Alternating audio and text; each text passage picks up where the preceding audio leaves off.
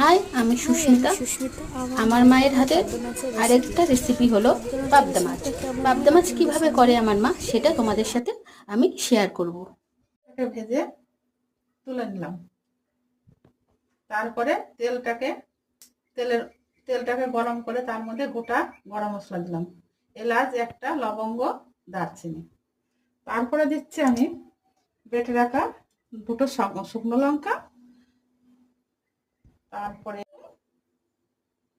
পোস্ত দিয়ে একসাথে করে নিয়ে এবার তেলের পর ছেড়ে দিলাম। দিয়ে নাড়াচাড়া করে নিচ্ছি।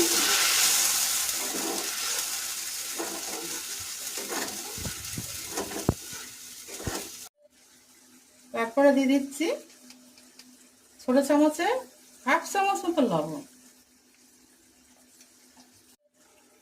হাফ চামচ হলুদের গুঁড়ো। এটাকে ভালো করে নাড়াচাড়া করতে হবে যেন মশলাটা ভাজা ভাজা হয়, দিয়ে তারপরে ওটা থেকে যেন তেল ছাড়ে।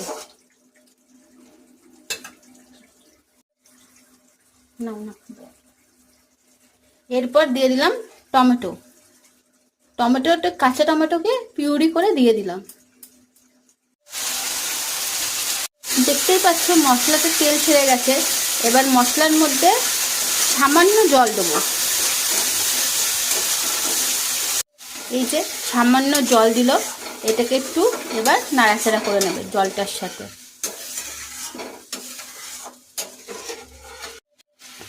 জলটা ফুটে যাওয়ার পরে মাছগুলো দিয়ে দেবে।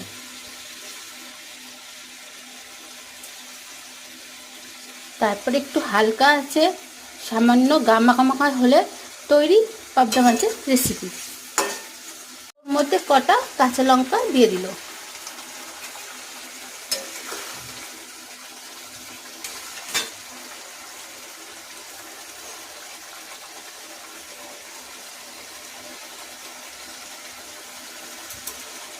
সামান্য একটু গরম মশলা দিয়ে দিল। এটাকে একটুখানি ভালো করে নাড়াচাড়া করে নিয়ে